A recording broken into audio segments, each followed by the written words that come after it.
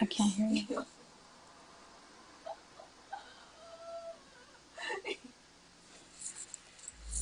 Can you guys hear me?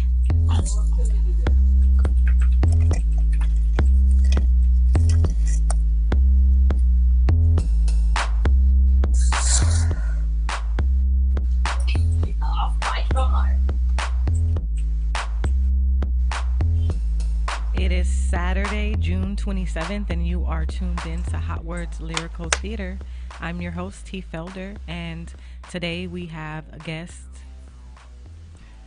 Alfred Heyman. He is a photographer. We're so excited to have him in today. This is Gigi, the storyteller, and I got a lot of stories for you, but right now we got LGD Poet on the V Mix. What's going on with you? Hi, everybody. How are you guys doing today? Excellent. Doing Good. amazing. It's hot. It's It's hot. hot. It's Well, hot. I don't envy you guys right now, but actually I do because I wish I was outside. Well, you know, but we had like a little party, so you know we like to catch a party. This is the Uso Philosopher, Talo for Lava and Greetings family. I have poetry that's hotter than lava, smooth like butter. Butter. What's the word, y'all? This is Mahogany Soul, giving that love, that light, and that life, and we are here. Hotwordz Lyrical Theater, Inglewood, California. West Yep, yep. Coast. And this is T. Felder, poet and activist, and I'm here for the word. And And we also have Alexa Faye in the house. She just walked into the studio. Child, y'all people, y'all know I'm 60. And with that comes responsibilities. And with that comes, I be wanting things done a certain way. I don't know, young folk, mahogany. I mean, we understand it, like we said earlier, you are an elder and you've been through these cycles. So we know that you expect a certain type of, dynamic, especially from us as melanated people that are moving forward and trying to change things on a cultural level and on individual level. So, Brick by brick. right, you can't Yes. always be on that CPT time, huh? And you know what's funny? It's not just us. It's everybody. They got W time, Puerto Rican time, You're right. Cuba.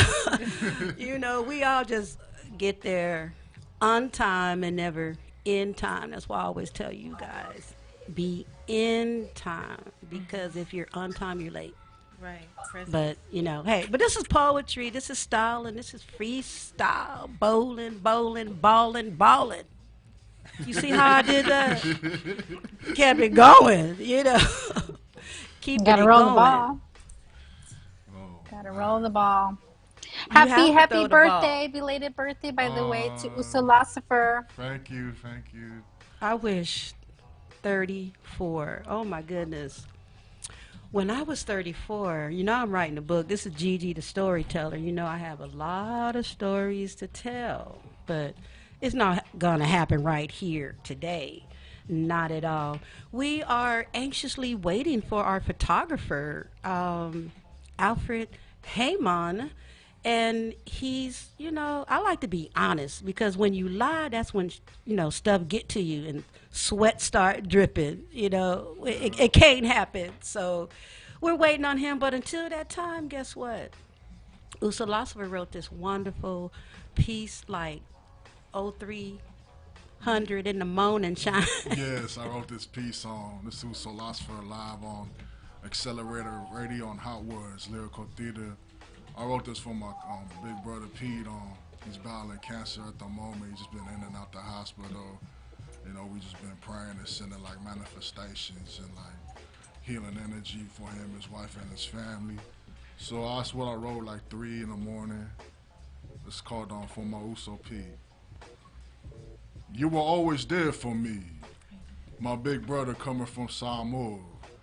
I remember them days when we used to walk us to school, when we played WWF Royal Rumble and NBA Jam on Sega Genesis. Moms cooking us hamburger helper and rice for dinner. When we used to play wrestling on the bed, and then we ended up breaking the bed because we some big Samoans. Cruising in your Honda Civic, bumping DMX, flesh of my flesh, blood of my blood. We always had plans on living large, knowing that we can overcome anything For we have that fighting warrior spirit. For we never fold, never give up. When we went in with that red Dodge Caravan, going to the park to play basketball, we was running the courts, playing bully ball, or stretching the rules to win by any means. You always brought us together, for we can come to your place anytime, as you will help us smile and laugh, regardless of what we went through. I know you will win, because that's what you do. You just win, brother, for the fighter you are. I love you, Uso. Thank you. Nice. Thank you, Uso. Thank you, thank you. All right, all right. So This we is have- Liz. We're listening to Hotwordz Lyrical on Accelerated Radio, and I believe Alfred Raymond has just arrived, right? Yes, he's in the building. Alfred Heyman. Hi, Mr. Raymond. Welcome. Hey, how are you? How's everybody? All right. All right. Welcome, welcome. Get a little closer. All right. Testing, Can you guys testing. hear me? Yes. Yes. Welcome, Mr. Raymond. Thank you for coming, making time to sit with us, although I'm remotely, but you're sitting with the rest of the crew. And we want to go ahead and thank you. So we want to go ahead and, introduce you. We understand you're a photographer. Oh, a little higher? A little louder? Okay. We understand you're a photographer, a writer, and a mentor, correct? Yes, that's correct. Okay. This is kind of new to me, so you guys are gonna kind of have to bear with me. This is like kind of like totally like fish out of water for me. So if I seem a bit quiet or kind of starstruck, it's because I am. You know, I'm kind of like used to being in my own element. So I'll try and kind of get myself up to speed as much as I can. So I mean, well, it's all love here, so just, Right on. relax and, just vibe. So we going to go forward. Where are you from? Actually, I'm from Los Angeles. I was raised in Inglewood. I went to school out here, Q Monroe Morningside High. So I may know some of you guys may have cousins, relatives, moms and dads that I may have grown up with. I moved out to the Pasadena area where I'm located currently, and that's kind of where I really took up a lot of the photography endeavors that I'm involved with now. Okay. And so what is it that inspires you? Are you more like landscape? Are you more fashion? What's your niche? What's something that you're passionate about when you're shooting?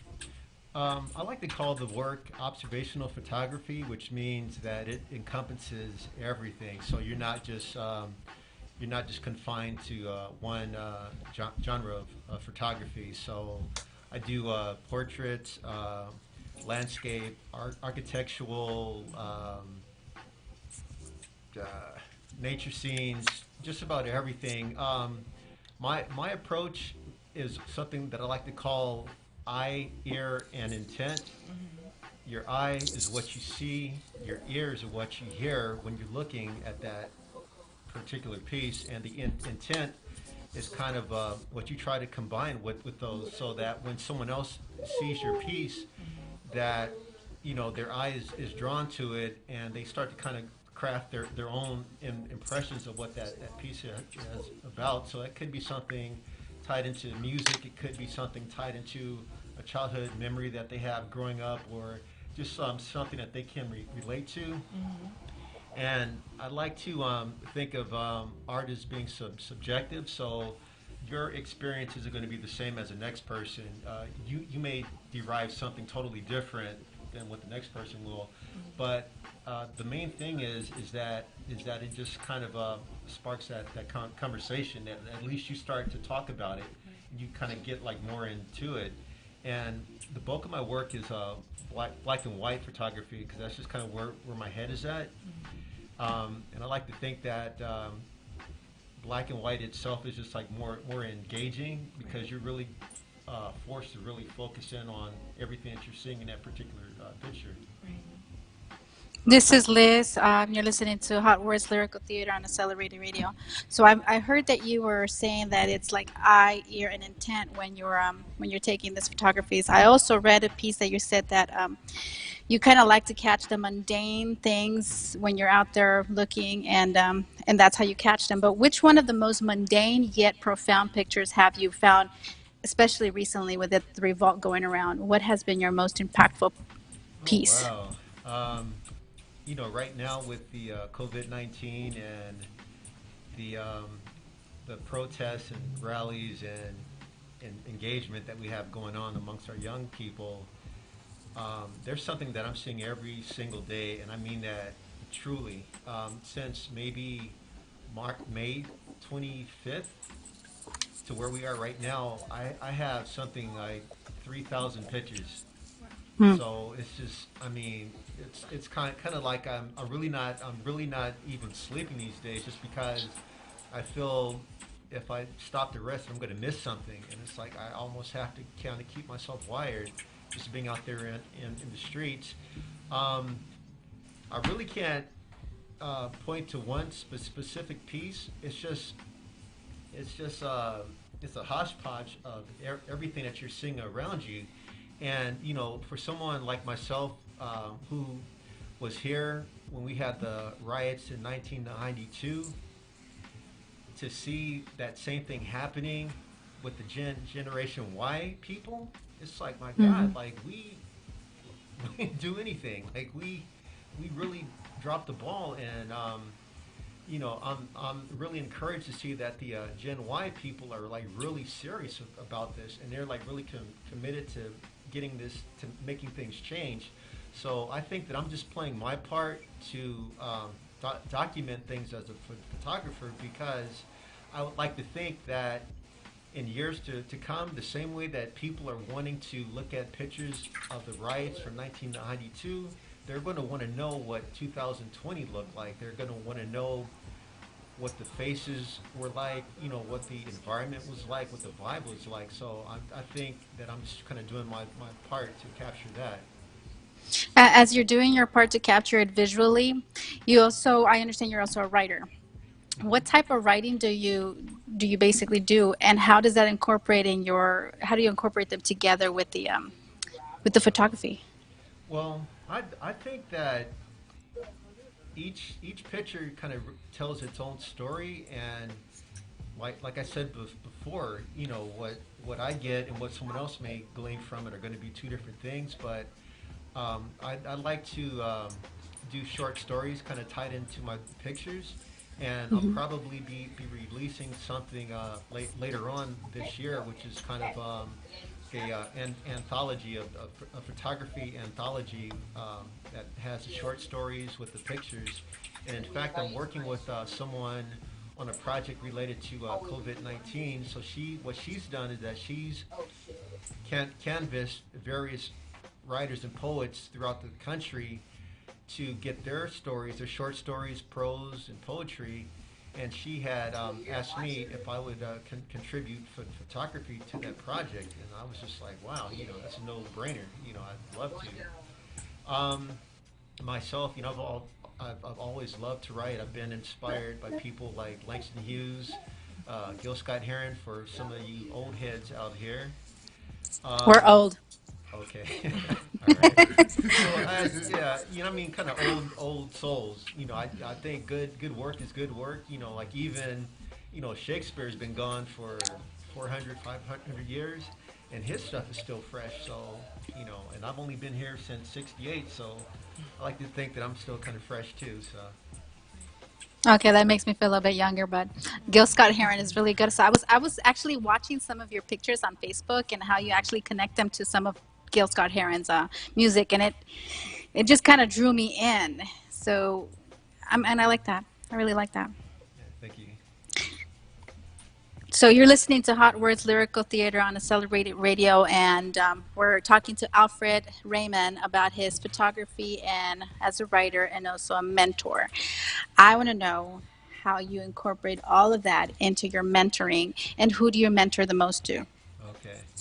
Um, I feel that you have to give back, that you would be doing yourself and your community a disservice by not sharing your gifts, like no matter what they are. So I'd like to reach out to our youth, and I mean right now I think every kid has access to a cell phone. Your cell phone has a camera attached to it. Um, you don't have to have your parents go out and spend hundreds and thousands of dollars on equipment when you can just use that cell phone, which really takes great pictures. And what I'd like to do is I'd like to kind of pull our young people to the side and kind of give them some pointers on how to line up their shots, how to kind of craft those shots, and just kind of take pictures like based on what they're feeling, the type of vibe and the type of energy that they're getting in that particular moment. And I like to have them take those pictures and to present them for their parents, for their families, and their peers. And prior to COVID-19, I was engaged in a project called the Convergence LA, where we would do something where we'd have a photography or art exhibition every quarter. So we were scheduled to have something going on in March, and of course, the world turned upside down, so everything just kind of, got blown off the plate. Hopefully, if a vaccine is found or if the all clear is announced, then we can really kind of get back on that track. Worst case, I'll probably take the Convergence LA online to where the students and the people that I mentor can show their work, on a web-based setting, and it kind of it's kind of like an IA type of thing, where you can kind of scroll through a virtual art gallery of sorts, and you can zoom in on a picture, and you click your mouse at that point, and then it'll have details about the specific photographer, the name of the piece, the things that inspired it, and things of that sort. That's something that I'm really proud about, and I'm glad that I had linked up with someone who already had that technology component in place, so that I wouldn't have to go out and kind of do that from scratch. So I'm going to probably have that in place by the end of summer, so we'll kind of be ready to resume the convergence back in September. So that's what the plan is. So if you have any young kids out there who express an interest in photography, please have them contact me. I'm very personable, very down to earth, and I'm not hard to reach. So let's put that out there. All right, this is Thank you. Uso Lassefer on the Hotwordz Lyrical Theater. I wanted to know, why did you want to capture the Black Lives Matter movement with your photos? What inspired you to go out there and take pictures of the protests and Oh, wow. That's a good question. Great question. Check this out. Back in '92, I was here. My girlfriend at the time lived near the Flashpoint, which is Florence and Normandy. In fact, her mom has a pad off of 76th Street, so that's only like maybe 2 or 3 blocks away. And I had my I had a 35 millimeter camera back then, and I had 2 or 3 rolls of film, and I took pictures of it just because, like being a young man, I was just like so like hyped up, and I'm like, oh man, this is like, wow, this is happening, and I wanted to capture those pictures. So I went through those 2 or 3 rolls of film, and maybe like a week or 2 after that, I had tried to submit those to the Los Angeles Times, and there was another paper in circulation at the time called the Herald Examiner. And I told them, I introduced myself, young photographer, I'm not professional, and I have all these pictures, and I thought that, that these would be of good use. And I was told, put those in the mail and send those to us, and if we can use them, we'll use them or something.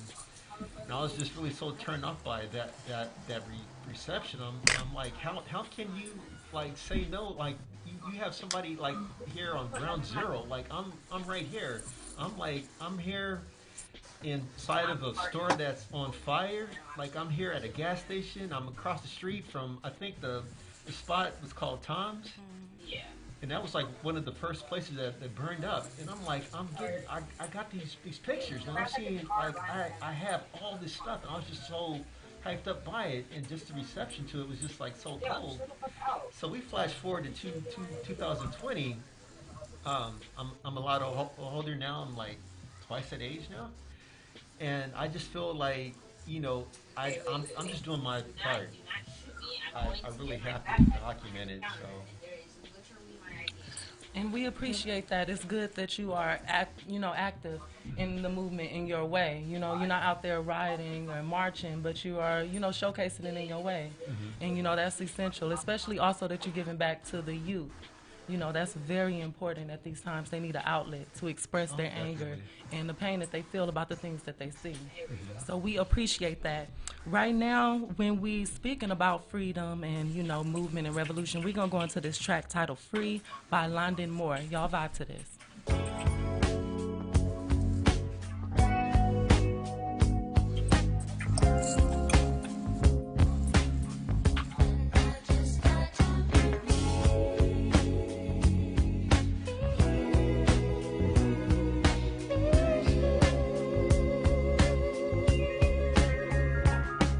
Well, I thought that we were free. Well, it seems somebody lied. Said slavery was abolished back in 1865. Every time I see the news, they just took another life. I guess being black and walking down the street come with a price. But you wake up in the morning and you suddenly decide that you want to kill a brother, cause he doesn't matter, right? You a coward, put the gun away, you punk, learn how to fight. Stop with all that nonsense talking, you were fearing for your life. And you always get away with it because your skin white. How you sleep at night just knowing by your hand somebody died? I know you don't give a damn, y'all don't have a soul inside. How can you justify this homicide committed in daylight? When we follow the command, but you say we don't comply, so we try to take a stand. Then we are not civilized, we come together like a band, always singing Kumbaya, my Lord. I don't understand, cause that ain't never got us far no more. March, time we do something different. Those people are wicked, sick of it. They keep killing us like what the fuck? Just like our ancestors. Enough. Frustrated, compelled to write about this cause I can't take it. How many more names and faces are gonna be hashtags because of a racist? We're being hunted like cattle as if we got a bullseye on our backs, using us as target practice, and it's the ones in uniforms and badges who's supposed to be serving and protecting our asses, not killing us because of our blackness.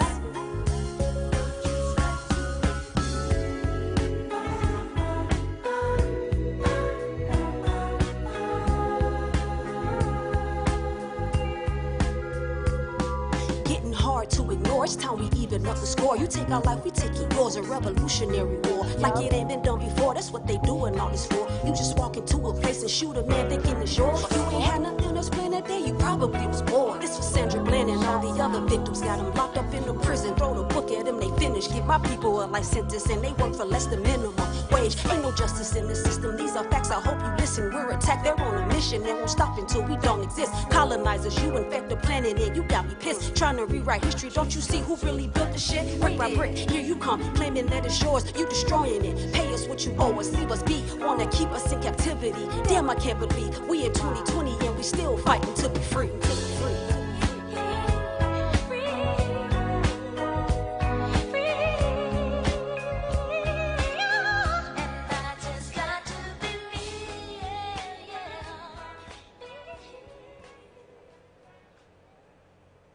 The Negro was a drug created to destroy my community. The Negro was a drug created to destroy my community. The Negro was a drug created to...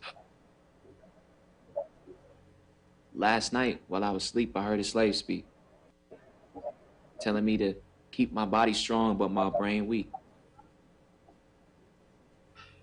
And they stripping away our history to take our future away, and they Willie lynching a system that still survives today. I mean, that's why we see our people make it to the NBA, but we don't see no hope in making the next MLK. And somebody told me that I sold my soul to the devil the other day. And really, I just laughed and told him, thank you for the compliment. Because really, that's you acknowledging my accomplishments. Or maybe that's you acknowledging my new consciousness. I mean, I hope that's not you acknowledging what I'm up against. I don't get it. People always fear what they don't understand. Or what's the basis of fear when you live as a black man and you steady under attack like you living in Iran, Iran, Iran, just off the sounds of those sirens. And I don't fear no man, but cops ain't human. They don't feel the pain off the families losing. So if this ain't about supremacy, what are you proving? See, I see my cities getting pretty, but people are moving. That's just gentrification under the cloaks of improvement. And I speak to be heard, so this is a message. This is a message for the young girl with the dark skin. I would like to apologize. I would like to apologize on behalf of the world for the position that we put you in. And I would like to apologize on behalf of men, for we have destroyed the image you represent. And I would like to apologize on behalf of the beauty industry for making you feel so insignificant. Because this is a message. This is a message for that young girl with the dark skin. I would like to apologize. I would like to apologize on behalf of music videos that make you look like nothing more than an object for men's enjoyment. And I would like to apologize on behalf of the jobs that won't even consider you for employment. And I would like to apologize on behalf of those bullies in school, because I know they bring so much torment. Because this is a message. This is a message for that young girl with the dark skin. I'm sorry. All right. That was Yes, a yes, young yes, love. We're sorry. And we have sisters in the building, so I know y'all felt that piece, right? It was amazing. Yeah, that was a good one. That was really good. Yeah, real powerful piece. This is Hotwordz Lyrical Theater on Accelerator Radio. This is Usolosifer. And right now we got Dazzle Speaks coming all the way from Nigeria on a V-Mix call. Yes, yes. Yeah, okay, it's 10 p.m. Yeah. Good evening. Yes, peace. Welcome, welcome. We glad to have you all the way from the motherland to Inglewood. How you feeling? Yeah, I'm feeling good. Yeah, I'm fine. Very well. And thank you for the platform. I really appreciate it. I do not take it for granted one bit. Thank you. Yeah, so we was doing a little, research on you, and one thing that stuck out to me was you being an emotional intelligence coach, which is something that Oh, yes, I am. something that is definitely needed. Won't you speak on that and tell people exactly what it is that you do and what inspired you to do it?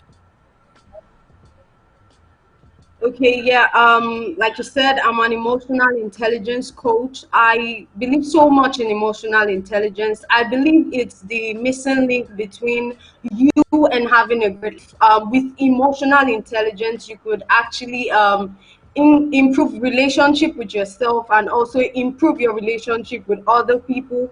So it's very important that you can label your emotions and facilitate them effectively. So this is what I help people do basically. I just help them figure out their emotions, self-awareness, and ultimately self-regulation. And like you said, that feeds into so many different aspects of life. With what we're going through right now globally, the reactions to the police brutality, which is nothing new, we need to have a level of emotional intelligence to find a way Of to course. respond to these things that we see. So that's something that's definitely needed. Yeah, yes, you're very correct about that. I remember making a post about saying this time is a very sensitive time. Could feel the need to just lash out or just say things you might regret saying later. But I understand that everybody is trying to walk on eggshells at a time like this, but it is still important that we protect our mental space. We are not just diving into things because things are happening. We are first humans before anything. So your mental health actually matters most, and it's very important that you take note of what is happening. As much as you want to be empathetic about what is happening, it's also important if you can switch off your device for a while, take a nap, just make sure you're objective and you're not just diving into issues and you want to just talk, you want to rant and all that. Mental health, very important. most definitely. As an empathic being myself, I can resonate with it, and I definitely have to take those moments to just back and don't get so emotionally involved in the things that I see and feel that's going on around me and within me. So, yes, thank you for that. Oh, Anybody else want to, speak Yeah, on? it's your host T. Felder. I wanted to ask you, how important is it to you with the youth? Like the youth are really tapped into social media, and there's a lot of things that are popping up, with the deaths and things that have been happening, where they don't necessarily understand it fully, but they're seeing it day to day. Are you somebody that is actually helping with youth as well with their mental stability, or do you mainly focus on adults? oh, I'm a youth, so I can relate to youth better than I can even relate to people that are not within my age bracket. So I understand the pressure. I understand how people may want to shut you up to make you feel like you're not getting what is happening. But regardless of your age, you understand what is going on. You might not have a grasp of it because you don't have the antecedents or you don't understand the history as it were, but then you can see and then you can feel what is going on. So you shouldn't be shut up, but at the same time, I say that ignorance doesn't look good. It is very important that you make sure that you really understand what is going on before you press your phones or you just want to put an opinion out there. Make sure that you are informed. This is Uso Lasseter. My question is, what are your projects in the future for the youth? Do you plan on doing like your own foundation, or do you plan on like teaching the youth Okay. more about how Okay, they can yeah. deal? I have a project going on at the moment. Here in Nigeria, after your university education, you have to go for your National Youth Service Corps, which I did already for 1 year. And I was posted to a state that was quite not there when it comes to spoken word poetry. So I made sure to tutor students in secondary school, students in high school in spoken word poetry. And I intend to keep this running, take this to different states in Nigeria, and of course, take it across Nigeria as well to other African countries, everywhere, just to spread the gospel of spoken word poetry and, of course, using emotional intelligence. Please, can you bless us with a poem, please? Okay, yeah, sure. Before you ask who I am, I'll explain. I am a minister. I administer words to situations. I speak life into hopeless situations. I speak strength into weak situations. I proclaim the gospel of Christ just like a noun I name. Like a verb, I do. Like an adverb, I modify what is done. Like an adjective, I describe what is named. I have been born with a price that cannot be priced because the death of Jesus on the cross was the most he could do for me. I am a lady, and my validation is with no man because the doubts of my validation are internalized. I'm a princess because the one who knew me before he formed me is the king of kings. I'm a queen because I hail from an aristocratic dynasty. I'm a chosen generation, a peculiar person. I'm the Shunammite woman. I talk, I act. I'm the future. I am now and I am dazzle. So I say, let the words of my mouth and the meditation of my heart be exactly what's reflected in the depths of his heart. I say, let the words of my mouth and the meditation of my heart be exactly what's reflected in the depths of his heart. Where am I? What am I known for and what am I doing? You see, these questions came knocking at my door after I read about Ella Harper. Let me tell you a quick something about her. Ella Harper lived from 1870 to 1921. She was born with a strange and rare orthopedic condition. Her legs were bent backwards, and as a compulsion, she had to walk on fours. Don't feel pity for her yet. She discovered herself early and became a circus performer. Her story ran far and wide because of her condition. Every circus group wanted her. She was earning $200 per week as at then. Now, I don't want to know what your constraints are, as some of us will call her excuses. I'm just going to ask you, Where are you? And what do you want to do with you? Have you been tagged big head, small nose, hunchback, fat leg, etc. and all this makes you feel bad?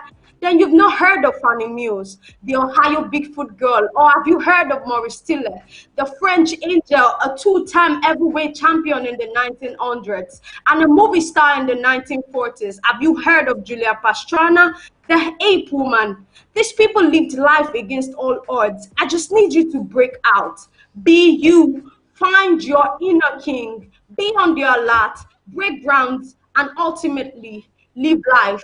You see, I did a thorough survey on late Michael Jackson some time ago, away from the surgeries and every other sentiment you have against him.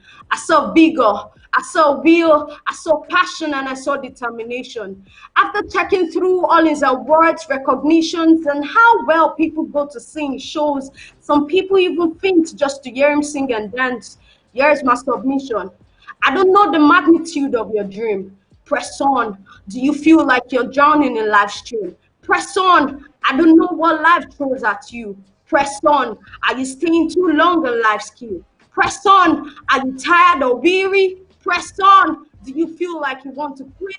Press on. Don't be bothered, disturbed, discouraged, perturbed, dismayed, dispirited, daunted, hated, and worried.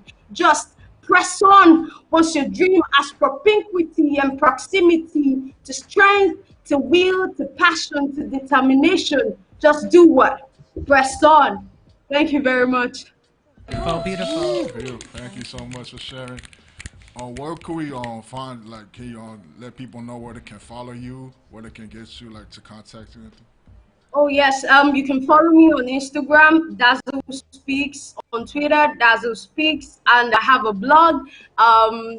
You can dazzlewrites.com. You can also reach out to me on there. I also I have a podcast. I host a podcast on emotional intelligence where I share the realities of emotional intelligence with simplistic approach. And you can check Dazzle's Pod on any podcasting platform. Yeah. Thank you. Thank you Amazing. so much. We appreciate you, Dazzle. Thank you. Thank you so much. Thanks for having me. I really appreciate it. This is T. Felder, and our next host is going to be, our next guest, excuse me, is going to be Alexis Faye, and her book is called Some Flowers Don't Grow in the Ghetto. All right. Welcome to the Welcome studio. to Hotwordz Lyrical Theater. It's good to be here. It's good to be in this space. So tell us a little bit about how you got started with your writing. Okay, so my dad, well, I'm from Compton, California. Oh, city, CPT. So when I was younger, I had a English teacher. I think it was in preschool or first grade. It was somewhere around there. She was this black lady. I forget her name, but she was a writer, and I just remember seeing the way she would walk into a room and the way she carried herself and the way she spoke, and it was kind of like every word was like a song. Like it was like almost sing-songsy the way her voice was. And I told myself, I was like, I want to be like that one day. And she kind of encouraged me to start writing. So she kind of basically said everybody has a story to tell, we just don't know it yet, or we don't know how to even start telling that story.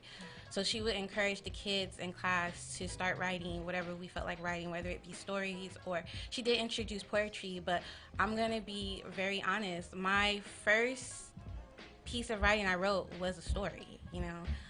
And it was a story of a black girl who was a superhero that she eventually went on to publish. So I do have a book somewhere in my home of like that being published. So yeah, that's kind of how I fell into it. And then My dad, he was a construction worker, so he would work on a lot of abandoned libraries and schools, and he would bring back a lot of African books to our homes and stuff like that. I remember coming across Maya Angelou and Audre Lorde and Nikki Giovanni and just all these amazing, beautiful black women with strong voices and mind-blowing kind of concepts. But to me, I was very young at the age, so I was still kind of grappling with what they were talking about. But I did fall in love with the sound, their voice, and the style of their poetry. So I could say that kind of prompted me to start writing for myself right then and there. And I would kind of just imitate the poems. Like I would read a poem and I'd be like, okay, I'm gonna do that, but make it mine, you know?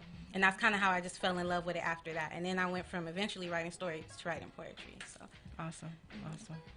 And so how did you fall into getting to this book, Some Flowers Don't Grow in the Ghetto? this book was actually already done by 2017, and I published it last year, July of last year. And it took so long to publish it because I didn't know the route. I wasn't educated in the route we could go to publish. And then when I was looking up different publishers or independent publishers and the prices, I kind of got really discouraged, especially coming from a lower economic background where I didn't have the resources or the access to that kind of money to do it. And then I remember being on YouTube and coming across a woman who said she self-published, and I was like, okay, I don't know what that's about, but I'm gonna hear it out. And then she kind of went on to the process of how she did it, so I kind of just finally, when I decided to like get my stuff together and then have the courage enough, I just went ahead and published it. It was scary for me because this book in general has a lot of poems that are really personal, things I haven't even told my family is in this book. So yeah. No, that's very inspirational. You know, you didn't let that deter you, that you didn't have the answers. You found it yourself, you know? And so that's inspirational for other black girls that are out there and they want to tell their story and they want to share theirs, you know? Yeah, so I'm just looking at your nails. They're like real fly. You know, got that like green that just pops out, you know, like nature, like we all come from, like the sun people, Yeah. you know, we all blossom from the soil and we all here today, you know. I was just wondering, you have any poems that you want to read for us, you know, from your book? Yes, I do actually. So this book, even though it was published last year, but it was written since 2017, a lot of the poems I feel like is very resonant of this time, which is kind of a beautiful thing to me because it just reminds me of how timeless poetry is. So I'll go and I'll start with Conversations with God. 1. How do I even begin? Should I start with the state of the world? But even then, I don't know much. Let's start by narrowing it down to my community.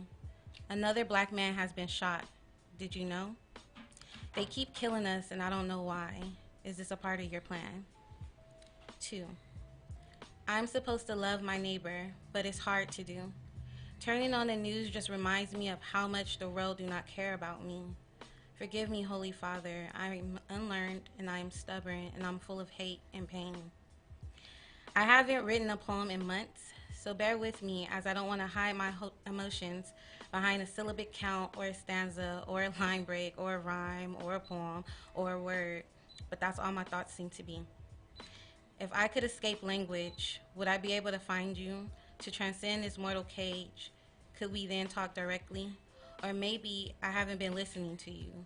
I didn't want to find you.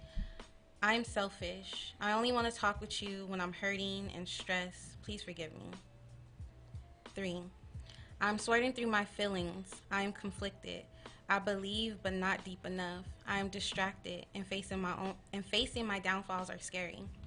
My flaws are shown through the surface of me. I realize that I don't know enough about you, and that alone is enough to send my soul away. Where do I begin to find you? 4. Forgive me for lacking the strength to forgive others. I'm weak, and the world knows I'm too closely bounded to it. I am unlearning hate as you mend my wounds and cleanse me with water. I drink until my pain is eased, patiently waiting for them to fade. Give me strength, Heavenly Father, for drinking water is hard sometimes. Amazing.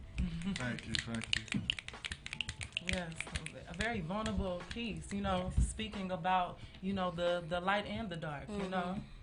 Yes, that poem was written at a time where we were seeing before 2020 even popped off. This has been a reoccurring theme. I feel like in our community, every 2 years, I feel like it just explodes to the surface. And this was happening during a time where we were seeing black men running away from cops and getting shot down and their bodies left on pavements to rot in the sun. And, after seeing so much of that, some people it makes them sad, but for me, I think I was building anger, a really, really deep rage. And that was something I wanted to address too, because I'm like, well, what do I do with this rage? How do I address it? Why would God let this happen? It was a moment of reckoning for me because I was going back and forth and, asking myself all these questions. And eventually, I started to reconnect with my roots, which is, I was raised Baptist in a church, took my first steps in the church, in the choir for as long as I can remember. So I just really had to go back to that to even find peace. And that's when I wrote this poem. Amazing, amazing. Do you have one more that you can bless us with? Yes. You're on Hotwordz Lyrical Theater live in Inglewood, California on Accelerated Radio. And we're here with Alexis Faye Carter. She's about to read another piece from her book, Sunflowers Don't Grow in the Ghetto. Thank you. This one is titled Trying to Make Power. And this poem was written in conversation with Audre Lorde's poem. I'm not able to touch the destruction within me. I noticed this when a uniformed wolf shackled my big brother's wrist, pushing his head into the gravel. The sound echoed of another time and of another place. A little girl watching the wolf, not understanding her brother a hero, she looked up to him like stars on a humid night. The wolf in a uniform, thirsting for the wetness of his blood as it sank into the gravel, dragging his shattered blackness into the depths of my sleep. I, too, couldn't undo all the hate that builds, watching the men we love face down on the ground, bullets to their backs for being too close to the color, the shade. The difference between poetry and rhetoric, the difference between white supremacists and the counter-protesters marching to Emancipation Park, what would unfold there was the difference between black and white. A reminder that underneath, hate still churns. We have fooled ourselves and the skin is being shed. Do you see the difference? I'm trying to find it. I'm trying to learn the difference between poetry and rhetoric. Thank you. Thank you for sharing. It's amazing. You got real powerful poetry in that book. Can you tell our listeners where can they follow you and where can they purchase your book and stuff like that? Okay. I'm Alexis Faye on Instagram. You can find my book on Amazon. Again, it's Sunflowers Don't Grow in the Ghetto by Alexis Faye Carter. That's my full name. Okay, nice. All right, we're here on the Hotwordz Lyrical Theater. It's the Usolosopher. We want to let our listener know every Saturday at 2 to 3, you guys can listen in on Hotwordz Lyrical Theater here on Accelerated Radio, here live in Inglewood, California. That's right, and just in case if you happen to miss the show, you can find us on Spotify, Accelerated Radio, all right? So y'all tune in. This is Gigi the Storyteller. I just want to remind everyone that Veganish Eats is like supporting this whole gig that we do here on Accelerated Radio every week. And we also would like to invite our listeners, supporters, whatever. If you feel like, they're doing a pretty good job over there, let me shoot them $5 on that Cash App. Ain't nothing wrong with it. I won't be mad at you. I could cook a little less and it'll be fine with me, I'm telling you. But at any rate, we love poetry, right? Poetry was like kind of drowning a few years ago, 2010. Then it rose up, and then COVID came in, right? But we're creative people, so we rose above it. We started doing some different things, and what I love that Hotwordz Lyrical Theater, we just been here every week chilling like, hey people, what's up? I want to give a mad shout out to Yellow the Poet. He is Atlanta poet, and I promise you, he tries to call in every week, every Saturday, I'll get a message from him, yo, Gigi, trying to get here. And that's understandable. So people are so busy, and I get that. But, if you want to come, it's 2:50 on the West Coast, and we have 5 more minutes left. So I don't know who would be ready. I'm looking at Mahogany Soul. You freestyle. You gonna freestyle with it? I want to hear something. I do. Yeah, come on. All right. Black love is divine, just like a star I shine. Picking up a rhyme, dropping a dime, I'm such a light. Moving through this life, I know it's a price, it's a sacrifice. Keeping my head up high above the water. Keeping it up for my son and future daughter. We moving forward. This is for the youth. I push the truth, no lies. We rising up, touching the sky, hypnotized by our essence, melanin popping, never stopping. Black girl magic, it's tragic to not know who you are. Love yourself, be yourself, respect yourself. Love is all. Peace. Mahogany. Ooh, respect yourself. All right, y'all know I like to throw people in the water. Guess who's getting ready to get in the water? Freestyle poetry. Who's in the water? Who's in the water? Is it tea? Get in the water, T. Okay. Since we have all this goodness in here, I'm just gonna keep the vibe going with the poem called "Believe." Don't let the media define you. Your true colors are rich, let them shine through. I know sometimes you have to be mindful of the fact your skin is black, but today let your hair down and relax and let your teeth show. Bask in the sunshine. Take opportunities that lie outside the skyline. Let it marinate and formulate a plan. You can achieve a larger goal. So I'm going to stop, talk, and stare, but cover your ears and open your eyes. Hey. Freestyle Saturday.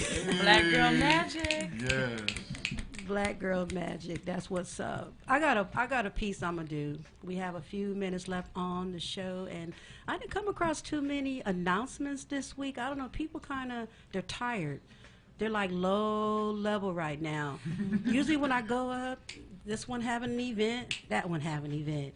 Nothing. And I know I've been kind of down this week because I kind of injured myself. So I've been like quiet. I just popped up Wednesday, did a little bit for Veganish Eats, and after that, back down again. Friday with the granddaughter yesterday, so y'all see me kind of aching around here like an old woman. That's what that is. But here's the piece. This piece came from me traveling. I born and raised in Compton. Hey. Yeah, baby. Goodness comes out of that city. That's why I cannot stand when they try to hype up the gunfire, whatever. The problem in Compton is them crazy sheriffs. They crazy as heck. But anyway, for me being a traveler, I have lived in Denver, Colorado. I have lived in Florida, and I have lived in Atlanta, Georgia. And I know a lot of poets out there. That's why Atlanta Light came to be. So I started writing these lyrics about meeting all these people, and I wrote 3 pages, and I tore it all up. Then I started writing again, didn't finish it. So 2 years went by, 3 years went by. So I thought about all the people that I met in my life, and also being in production since the 90s and just dealing with characteristics of people. And so I wrote a little something. Y'all want to hear it? Yes. Yeah. Tell the story, Gigi. You ready? Yes. Folks, thanks for listening to Hotwordz Lyrical Theater. Short and sweet, That's my masterpiece right there. Oh man, we want to thank you guys for tuning in on Hotwordz Lyrical Theater every Saturday from 2 to 3 on Accelerator Radio. If you guys want to share you guys' poetry, you guys can call in at 310-910-9676 and press the 1 next week. We thank you all for supporting us. We love you all. Yes, and you can also text 909-638-1316 or slide in the DM at Hotwordz Lyrical Theater, and we out, y'all. Peace. Peace.